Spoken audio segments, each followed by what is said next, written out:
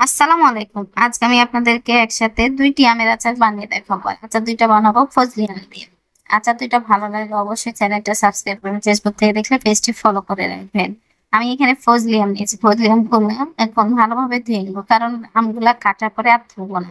এর জন্য কাটার আগে আমি আমগুলাকে ভালোভাবে ধুয়ে নিলাম। এখন আমটাকে ছিলে নিচ্ছি। আমটা আমার ছিলা হয়ে গেছে। বটি দিয়ে আমি এখন কেটে নিব। আর অবশ্যই আমটাকে ভালোভাবে ছিলে নিবেন। এভাবে সব আমগুলাকে ছিলে নিলাম। এখন আমি আমটাকে বটি দিয়ে কেটে নিচ্ছি। ওপরের বোঠার অংশটা কেটে ফেলে দিলাম। বিচিটা ফেলে দিয়ে এভাবে চিকন চিকন করে আমটাকে কেটে নিতে পারি। এভাবে আমটা যত চিকন করে কাটতে পারবেন আচারটা খেতে তত ভালো লাগবে। ও হ্যাঁ, আজকে আমি আমের আচারটা বানাবো তেল ছাড়া। আমার আমটা কাটা হয়ে গেছে। আমি এরকম হলুদ হলুদ আমগুলোকেও কেটে নিয়েছি। আমার এভাবে আমগুলো সব কাটা হয়ে গেছে। চুলার উপর ফ্যান বসিয়ে দিলাম। দিয়ে দিচ্ছি চিনি। ২ কাপ চিনি দিলাম। দিয়ে দিচ্ছি ভিনেগার হাফ কাপ।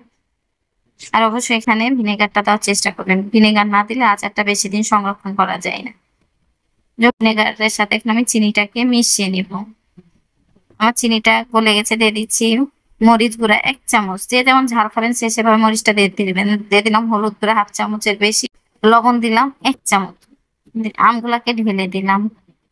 আর এইভাবে আচার বানালে আপনি বছর ধরে ডাইনিং টেবিলে সংরক্ষণ করতে পারবেন। আচারে কোনো স্বাদ করবে না বা গন্ধ হবে না। এগুলাকে আমি স্টেপ বাই স্টেপ দিচ্ছি। দেখেন আম থেকে কত পানি বের হয়েছে। এই আমের আচারটা বানার সময় অবশ্যই চুলার পাওয়ারটাকে হাইটে রাখবেন। দিয়ে দিচ্ছি রেড চিনি ১ চামচের বেশি।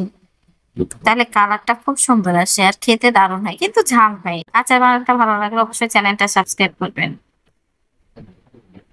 আমি আচারটাকে এখন নেড়ে চেড়ে রান্না করে আর এই আচারটা রোদে দেওয়ার ঝামেলা ছাড়াই কিন্তু বানাবো। এটা হচ্ছে পাঁচফোড়ন। পাঁচফোড়নটাকে ভেজে আমি গুঁড়া করে নিয়েছি। এখন দিয়ে দিচ্ছি পাঁচফোড়ন গুঁড়া ২ চামচের মতো। আচারটা অবশ্যই আলতো হবে না, চেষ্টা করবেন আমটা যেন ভেঙে না যায়। ওপর দিয়ে দিয়ে দিলাম চিলি ফ্লেক্স। চিলি ফ্লেক্স দিলে আচারটার ঘ্রাণও সুন্দর হয়, আবার খেতেও দারুণ হয়। আমার আচারটা কিন্তু বানা হয়ে গেছে। আর অবশ্যই আলতো হাতে আচারটা নাড়বেন।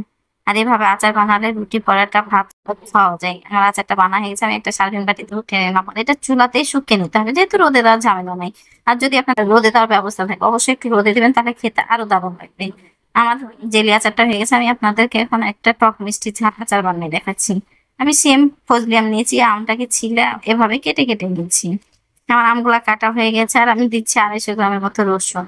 এখানে রসুনটাকে থেতো করে নিয়েছি। দিয়ে দিলাম সরিষার তেল। তেলটা যখন ভালোভাবে গরম এসছে তখন থেতো করা রসুনটাকে দিয়ে দিলাম। দিয়ে দিলাম পাঁচফোড়ন ৩ চামচ। আজকে আমি ২ টাই আচার কিন্তু রোদে দেওয়া ঝামেলা ছাড়াই বানিয়ে নিলাম। দিলাম শুকনা মরিচ ৬টা। আদা রসুন বাটা দিলাম ২ চামচ। এখন মশলা দেওয়ার পরে নেড়ে চেড়ে নিচ্ছি। দিয়ে দিচ্ছি লবণ ২ চামচ। হলুদ দিলে ১.৫ চামচ হলুদ। মরিচ গুঁড়া ১ চামচের বেশি। আমি একটু কিন্তু উঁচু করে দিয়েছি। আর দিয়ে দিলাম চিনি ১ কাপ। যদি চিনি ছাড়া আপনারা খেতে চান তাও হবে, কারণ আমি আজকে আচারটা বানাচ্ছি টক মিষ্টি ঝাল। চিনিটাকে দেওয়ার পরে নেড়ে চেড়ে আমগুলাকে দিয়ে দিচ্ছি। আমটা দেওয়ার পরে নেড়ে চেড়ে দিচ্ছি। আর অবশ্যই আপনারা চুল পাওয়ারটাকে হাই হিটে রাখবেন, কারণ আম দেওয়ার সাথে সাথে আম থেকে প্রচুর পানি বের হয়। দিয়ে দিলাম ভিনেগার হাফ কাপ। ভিনেগার দেওয়ার পরে ঢাকনা দিয়ে ঢেকে দিলাম।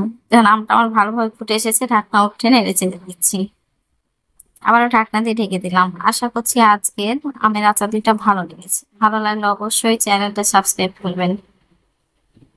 আমি যেহেতু এক হাতেই মোবাইল ধরে আছি আর এক হাতেই নাড়ছি, এজন্য ভিডিওটা নড়ছে। এভাবে আচারটা নেড়ে চেড়ে এখানে দিয়ে দিচ্ছি রেড চিলি। আমি এখানে রেড চিলি দিব হাফ চামচের বেশি। আর এই রেড চিলি দিলে কি হয়, আচারটা কালারটা খুব সুন্দর আসে, খেতেও দারুণ হয়। দেখেন আচারের কালারটা কতটা সুন্দর এসেছে। আর আমি কিন্তু চুলার উপরে আচারটাকে শুকিয়ে নিয়েছি। আমার আচারটা বানা হয়ে গেছে। আমি একটা সার্ভিং বাটিতে ঢেলে রাখলাম ঠান্ডা হওয়ার জন্য। আর এভাবে আচার যদি বানান ছোট বড় সবাই মজা করে খাবে। আমার আচারটা ঠান্ডা হয়ে গেছে। আমি এরকম একটা কাঁচের বয়ামে ঢেলে নিচ্ছি। আশা করছি আচার ২ টা ভালো লেগেছে। ভালো লাগলে অবশ্যই লাইক দিবেন। লাইক দিতে ভুলবেন না। যারা চ্যানেলটা সাবস্ক্রাইব করেছেন তাদেরকে তো অসংখ্য ধন্যবাদ। যারা চ্যানেলটা সাবস্ক্রাইব করেনি প্লিজ চ্যানেলটা সাবস্ক্রাইব করবেন। আর অবশ্যই কমেন্ট করে জানাবেন আচার ২ টা কেমন হয়েছে। আল্লাহ হাফেজ।